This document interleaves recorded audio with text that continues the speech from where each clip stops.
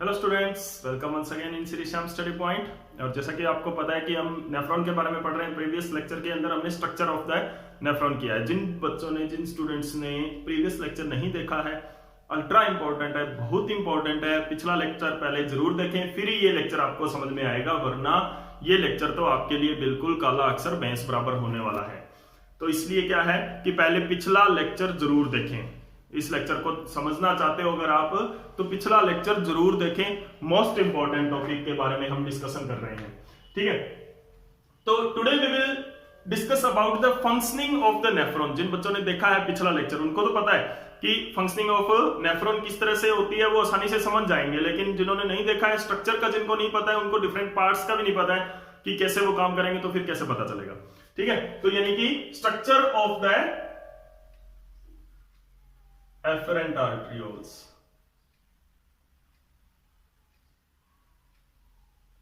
Function of the nephron, nephron की functioning किस तरह से होती है, यानी वर्किंग ऑफ नेफ्रॉन, यानी कि formation of urine. Urine formation भी आ सकता है, क्वेश्चन आ सकता है यूरिन फॉर्मेशन कैसे हो सकता है, कैसे होता है ह्यूमन के अंदर, किडनी के अंदर फंक्शन आ सकता है। नेफ्रॉन कैसे वर्क करता है, फंक्शन आ सकता है। वर्किंग ऑफ द नेफ्रॉन आ सकता है, वर्किंग ऑफ द किडनी आता है टू फॉर्म द यूरिन। तो आप सभी क्वेश्चन में यही आंसर डालोगे। अभी देखो इसके अंदर क्या होता है। सबसे पहले हम स्ट्रक्चर के बारे में थोड़ा बहुत बता देता हूं कि इसके अंदर हमने 2 पार्ट्स किए थे। एक तो बोमेन कैप्सूल किया था नेफ्रॉन के अंदर, ये वाला जो पार्ट है वो बोमेन कैप्सूल का आता है, और दूसरा पार्ट आता है कन्वोलेटेड ट्यूब्यूल, इसका जो ट्यूब्यूल पार्ट होता है इसका, ठीक है। फिर अपन ये पढ़ा था कि इसके अंदर ग्लोमेरुलस होता है, जो कि ब्लड कैपिलरीज का बना होता है, एक गुच्छा बना होता है, किस तरह का गुच्छा बना होता है ब्लड कैपिलरीज का, ठीक है। उसके अंदर एफरेंट आर्टरियोल्स होती हैं, जो इसके अंदर ग्लोमेरुलस के अंदर ब्लड लेके आती है, और इफरेंट आर्टरियोल्स है वो ब्लड लेके जाती है इसके अंदर से। अभी क्या है, जो एफरेंट आर्टरियोल्स है वो क्या होती है, they are present surround the tubular part. आप जैसे कि देख रहे हो कि ट्यूबुलर पार्ट के सराउंड ये प्रेजेंट होती है। जो एफरेंट आर्टरियोल्स है, इफरेंट आर्टरियोल्स है वो प्रेजेंट होती है। उसके बाद में हमने ट्यूबुलर पार्ट के 3 पार्ट किए थे, PCT, Henley loop and DCT. आज हम करेंगे कि ये किस तरह से ये पार्ट्स अपना फंक्शन परफॉर्म करते हैं। और फंक्शन क्या है, क्या है फंक्शन, टू फॉर्म यूरिन, यानी कि वेस्ट मटेरियल को रिमूव करना, यूरिन को रिमूव करना ब्लड में से कैसे करता है। तो सबसे पहले आ जाते हैं बोमेन कैप्सूल के अंदर या माल्पीजियन ट्यूब्यूल के अंदर। तो बोमेन कैप्सूल के अंदर या माल्पीजियन ट्यूब्यूल के अंदर क्या होता है,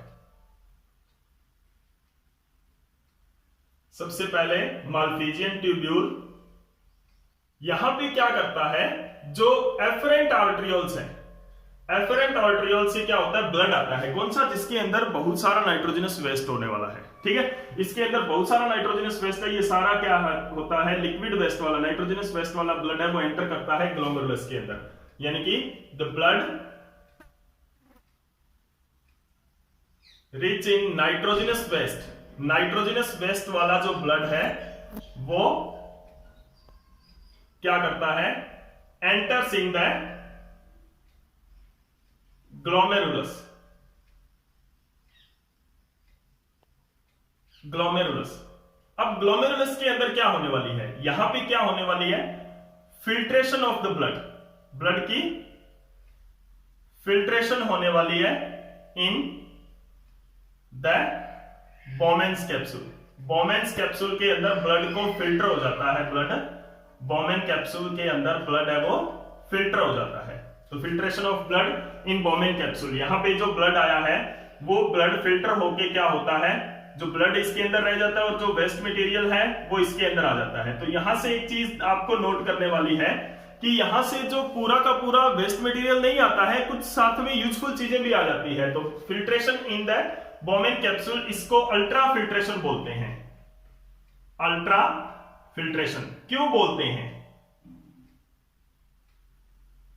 अल्ट्रा फिल्ट्रेशन, ठीक है। अल्ट्रा फिल्ट्रेशन इसलिए बोलते हैं क्योंकि 3 मेम्ब्रेन हो जाती है यहां पर, कि फिल्ट्रेशन थ्रू 3 मेम्ब्रेन, और छोटे से छोटा पार्टिकल भी यहां पर फिल्टर हो जाता है, ठीक है ना। छोटे से छोटा पार्टिकल भी यहां पर फिल्टर हो जाता है, तो ब्लड के अंदर कोई वेस्ट मटेरियल यहां पे नहीं बचता है।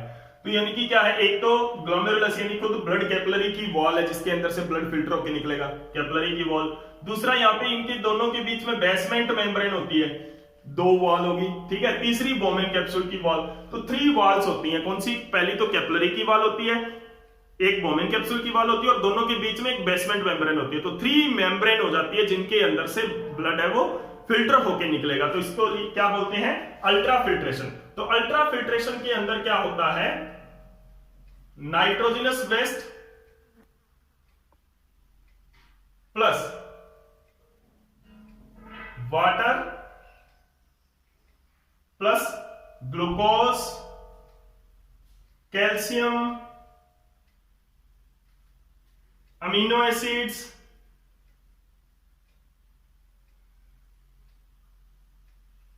एक्सेट्रा, ये भी क्या होता है, यानी कि waste as well as useful substances, useful substances है are also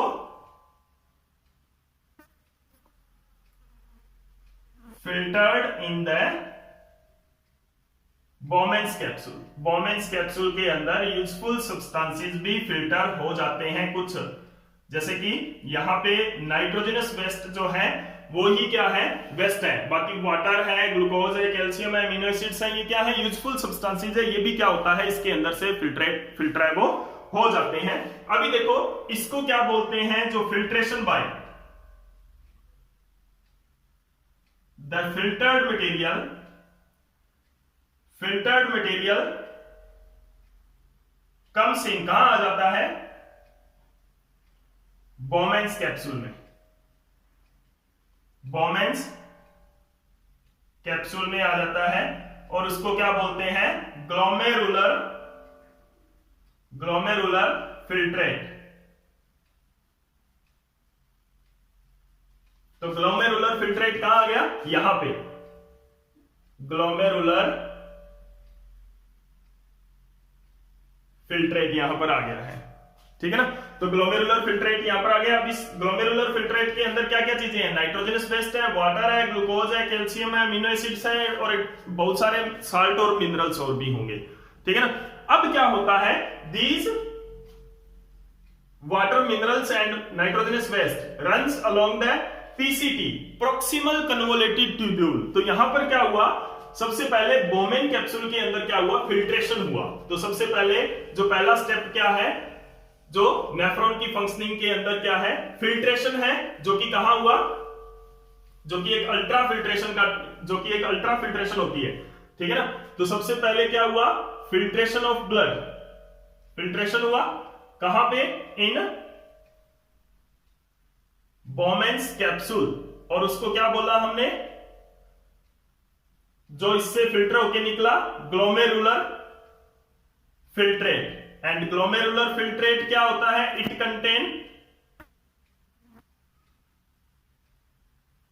contain some useful salt and mineral, some useful salt and mineral with minerals with waste, waste के साथ साथ क्या है, ये कुछ यूजफुल साल्ट और मिनरल भी इसके अंदर होते हैं। अभी दूसरी चीज, जो यूजफुल मटेरियल होता है यहां पर, जो ग्लूकोज है, कैल्शियम है, वो क्या होता है, वापिस रीएब्जॉर्प्शन हो जाता है। तो नेक्स्ट जो हमारा पार्ट होता है, reabsorption, reabsorption of useful material. तो यहां पर क्या होता है, यूजफुल मटेरियल जो है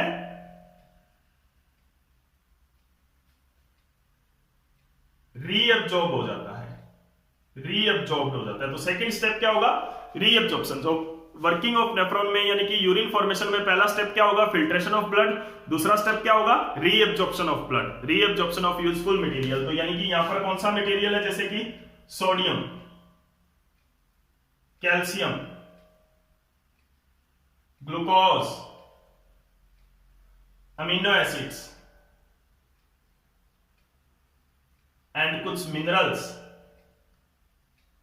एक्सेट्रा, ये क्या है, यूजफुल मटेरियल है, वो वापस रीअब्जॉर्ब हो जाता है। Understand, the useful material is reabsorbed in the PCT. This reabsorption takes place in PCT. इस पार्ट के अंदर, इतने पार्ट के अंदर वापस रीअब्जॉर्ब हो जाता है मैक्सिमम मटेरियल। मैंने यहाँ पे वाटर नहीं लिखा है, ध्यान रखना, ज्यादातर वाटर नहीं होता यहाँ पर, रीअब्जॉर्ब साल्ट होते हैं, ठीक है, यानी कि ये आयंस होते हैं, ओके। अब उसके बाद में क्या होता है, रीअब्जॉर्प्शन हेनलीज लूप के अंदर कैसी होती है, हेनलीज लूप के अंदर जो इसका डिसेंडिंग पार्ट है, डिसेंडिंग पार्ट है, वहां पे क्या होता है, रीअब्जॉर्प्शन ऑफ वाटर होता है। यानी कि this descending part is permeable to water but impermeable to salt. Salt के लिए ये इनपरमिएबल है, यानी कि कोई भी साल्ट यहां से जो है रीअब्जॉर्ब नहीं हो सकता अलोंग दिस, क्योंकि इसके अब ये रीअब्जॉर्ब होगा कहां पे, ये ब्लड वेसल इसके चारों ओर है, ब्लड कैपिलरी इसके चारों ओर है, आर्टरी इसके अंदर रीअब्जॉर्ब हो जाता है, यानी कि जो यूजफुल मटेरियल है वो वापस इसके अंदर क्या हो जाएंगे, रीअब्जॉर्ब हो जाएंगे, useful material. Okay, useful material है वो वापस जो ब्लड वेसल है उसके अंदर रीअब्जॉर्ब हो जाएंगे इसके अंदर in the Henle loop, sorry PCT, proximal convoluted tubule. उसके बाद में डिसेंडिंग लिम्ब के अंदर क्या होगा, वाटर रीअब्जॉर्ब हो जाता है, यहां पर वाटर वापस ब्लड के अंदर, जो अमाउंट वाटर की निकली है ज्यादा वो वापस ब्लड के अंदर चली जाती है। उसके बाद में क्या होता है डिसेंडिंग लिम्ब के अंदर, सॉरी असेंडिंग लिम्ब के अंदर क्या होता है, असेंडिंग लिम्ब के अंदर होता है reabsorption of salt, reabsorption of salt, जो एक्स्ट्रा साल्ट है वो यहां पर रीअब्जॉर्ब हो जाता है। तो ये क्या है, इनपरमिएबल, जो असेंडिंग लिम्ब है वो क्या है, इनपरमिएबल। यहां पर क्या होता है, it is permeable for water and this ascending part है वो क्या है, इनपरमिएबल फॉर वाटर है। यहां पर क्या होता है, साल्ट का रीअब्जॉर्प्शन हो जाता है, ठीक है। And some reabsorption occurs in the DCT, कुछ साल्ट है वो भी क्या होते हैं, साल्ट एंड आयंस, यहां पर भी रीअब्जॉर्ब हो जाते हैं डीसीटी के अंदर भी, ठीक है। तो इस तरह से क्या होता है, जब यूरिन जो है when the all reabsorption takes place, तो ट्यूब्यूल के अंदर क्या रह जाता है, कंसंट्रेटेड यूरिन रह जाता है, यानी कि ऐसा अमाउंट, जो ज्यादा अमाउंट ऑफ यूरिन रह जाता है और कुछ अमाउंट ऑफ वाटर रह जाता है, यूजफुल मटेरियल है वो वापिस जो है रीअब्जॉर्ब हो जाता है। तो यानी कि अब क्या होगा, जो कलेक्टिंग डक्ट है, कलेक्टिंग डक्ट के अंदर क्या होगा, जो डीसीटी है, डीसीटी के अंदर भी क्या होता है, रीअब्जॉर्प्शन ऑफ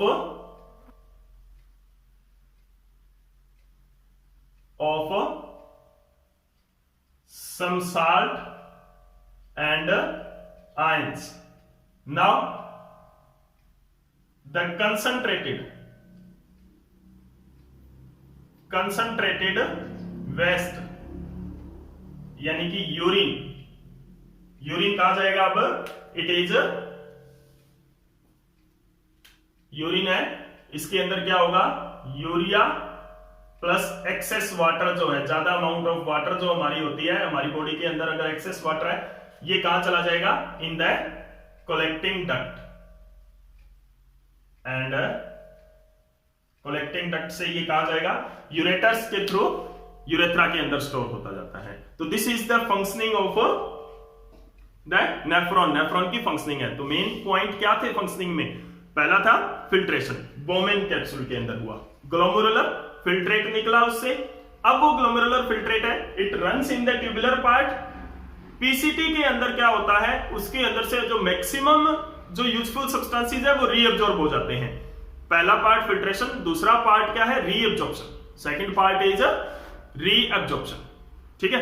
पीसीटी के अंदर मैक्सिमम होता है, फिर हेनलीज लूप के अंदर डिसेंडिंग लूप में वाटर होता है, असेंडिंग लूप में साल्ट होता है, उसके बाद में डीसीटी के अंदर कुछ साल्ट और आयंस का वहां पर रीअब्जॉर्प्शन हो जाता है।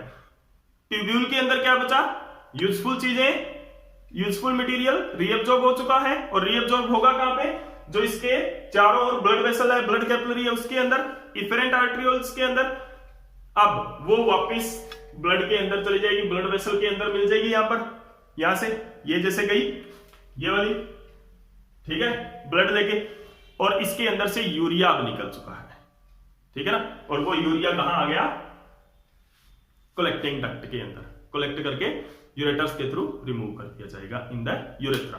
तो this is all about the working of nephron. 2 main step होते हैं, फिल्ट्रेशन एंड रीअब्जॉर्प्शन। याद रखना कहां पर कौन सा पार्ट रीअब्जॉर्ब होता है। और अगर आपको ये लेक्चर अच्छा लगा है तो प्लीज लाइक एंड शेयर जरूर कर दें। Thank you.